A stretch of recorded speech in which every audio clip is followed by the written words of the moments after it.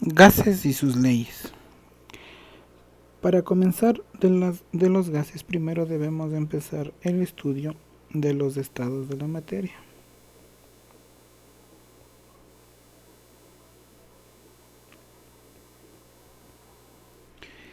Nosotros tenemos tres estados principales: estado sólido, estado líquido y estado gaseoso.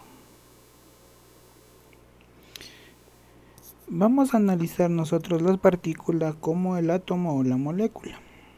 En este caso, las partículas en el estado sólido se van a encontrar una a continuación de otra.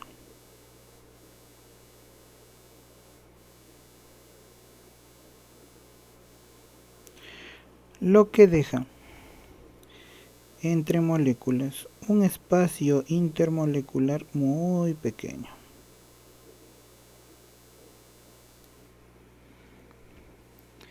En el estado líquido, las partículas se encuentran un poco separadas.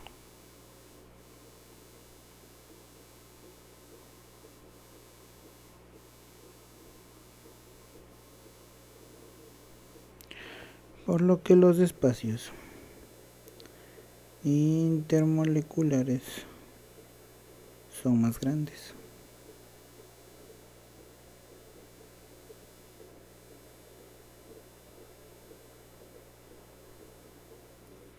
Y finalmente, en el estado gaseoso, yo voy a definir primero un recipiente, que van a ser los límites en los que se encuentra mi sistema.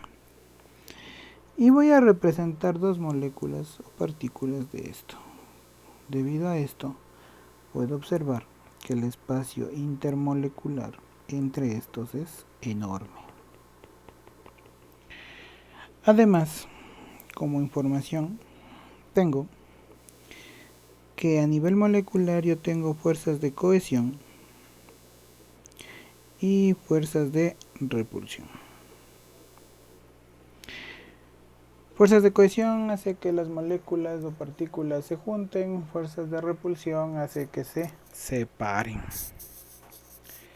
De esta forma, en el estado sólido, las fuerzas de cohesión son mucho más grandes que las fuerzas de repulsión. En el estado líquido, las fuerzas de cohesión y de repulsión se podría decir que están a un nivel equilibrado. Mientras que en el estado gaseoso, las fuerzas de cohesión son mucho menores a las fuerzas de repulsión. Eso en cuanto a los estados que tienen los gases. Nosotros vamos a estudiar específicamente el estado gaseoso. Si recordamos, primero voy a delimitar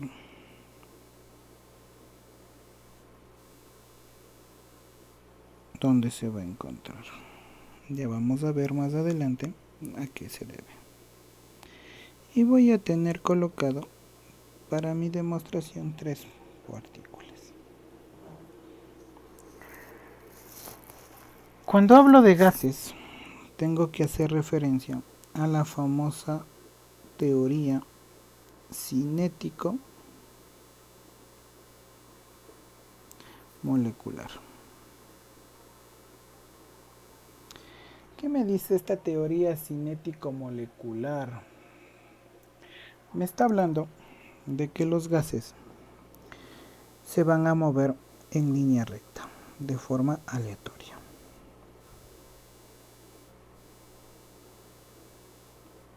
¿Sí? Primer aporte. ¿Sí? Su movimiento es lineal, pero aleatorio. Siguiente, yo tengo que, como se encuentran con un movimiento que esto es una velocidad, van a poseer energía cinética. Debido a esta energía cinética, yo voy a tener que las colisiones son perfectamente elásticas.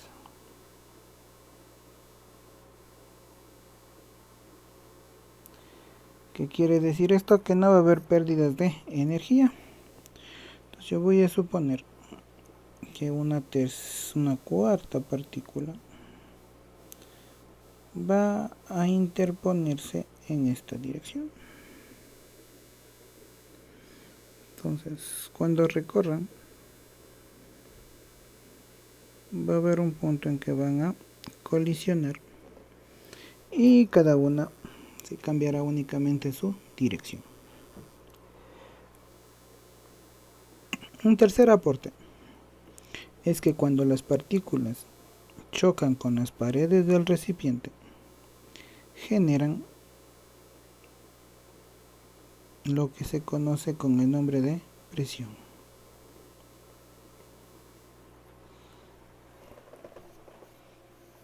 Otro dato importante de esto es que la temperatura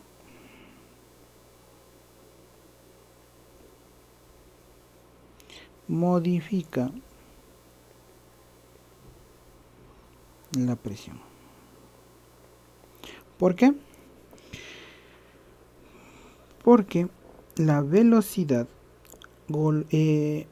es consecuencia de la temperatura.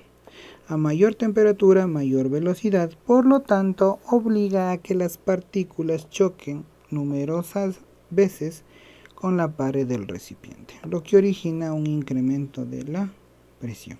Ahora, ¿por qué se habló de un límite antes de hablar del sistema gaseoso? Es porque las partículas tienden a ocupar el volumen de un recipiente. Se adaptan a tal. No es como en el sólido o en el líquido que yo tengo un volumen definido. Aquí, en el sistema gaseoso, se adaptan al volumen. Una vez que hemos comprendido lo que es el estado gaseoso, vamos a ver cómo se define a un gas. Entonces, para definir a un gas vamos a establecer tres parámetros que son importantes. De esos tres parámetros, uno ya he hablado en la parte anterior, que corresponde al volumen. Sí, el volumen depende, o mejor dicho, el volumen en un gas no es fijo, es variable. Entonces ese sería nuestro primer parámetro. El segundo parámetro más importante sería la presión. En la teoría cinético-molecular ya hablaron que la presión era las veces que golpea las partículas con la pared del recipiente. Sin embargo, yo aquí voy a definir a la presión básicamente como una idea de lo que se trata de forma general. ¿Sí? Entonces miren, para hablar de presión tenemos que hablar de dónde se originó. Entonces, el científico Torricelli fue el primero que se encargó de medir la presión. Para eso hizo el siguiente experimento a nivel del mar. Tomó un tubo que tenía tapado en su interior y colocó en ese tubo, que se dice que es de 1 metro de longitud, mercurio completamente lleno, y lo colocó en un recipiente que contenía mercurio. Lo colocó de la forma que se está indicando en la figura y resulta que el mercurio comenzó a descender. El mercurio que estaba completamente lleno comenzó a descender hasta que se quedó de esta altura visible. Por lo que Torricelli afirmó que aquí la presión que ejerce el aire,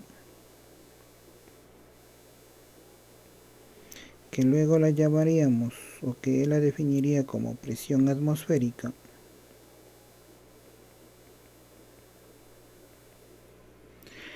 va a ser equilibrada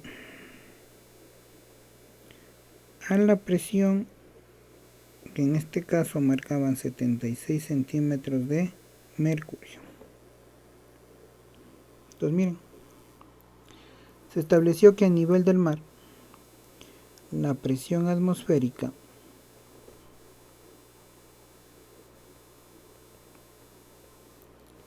es de 1 atmósfera. Sin embargo, por darle crédito a Torricelli, se estableció varios parámetros dependiendo de su investigación. Se llegó a la conclusión que 1 atmósfera equivale a 76 centímetros de mercurio, o en su defecto 760 milímetros de mercurio. Así que los 76 centímetros transformados. Sí. Un dato más importante aún es que se le dio sus propias unidades basadas a Torricelli, en las cuales coincidió que 1 atmósfera es 760 torrs. Ojo, estas unidades ¿sí? Son propias. Sin embargo, en el sistema internacional se estableció al pascal como la unidad de presión, dándole un valor de 101.325 aproximadamente. En el sistema inglés se estableció que 14,7 psi, ¿sí? Libra pulgada cuadrada, es el valor con el que se va a trabajar. También existen los bar, es otra unidad de medida que se verá en caso de algún ejercicio, se dará el parámetro para conocer. Miren, recapitulando, volumen, presión, dos parámetros que permiten definir a un gas. El último es la temperatura.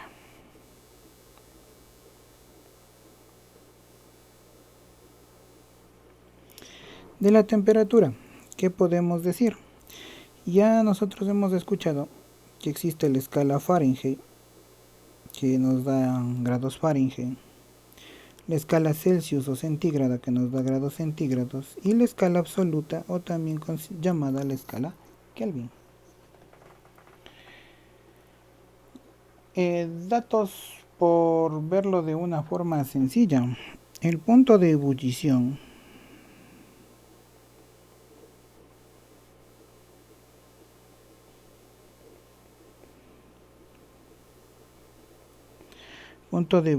del agua a una atmósfera, sí, a nivel del mar, dice que en las escalas viene a ser de 212 grados Fahrenheit, 100 grados centígrados y 373 Kelvin. Como podemos ver, no se maneja algo fácil de entender. ¿Qué quiere decir esto? Que no hay factores de conversión. Sin embargo, para poder transformar de una unidad de temperatura a otra, ¿sí?, se tienen los siguientes parámetros. La escala Kelvin, que es con la que se trabaja debido a que no establece un grado, sino es un valor que se ubica, hablaremos de los grados centígrados más un valor de 273. Y el otro dato importante es que a los grados centígrados van a ser igual a 5/9 de la escala Fahrenheit menos 32 grados. Si yo quiero transformar de Fahrenheit a centígrados, tengo que despejar la ecuación. Entonces, esa es la información que tenemos para trabajar, ¿sí?, o definir a un gas. Entonces, para definirle a un gas, prácticamente nosotros tendremos lo siguiente. Tendremos el volumen, que, como ya explicamos, no es constante, es variable y depende del recipiente. La presión, la temperatura.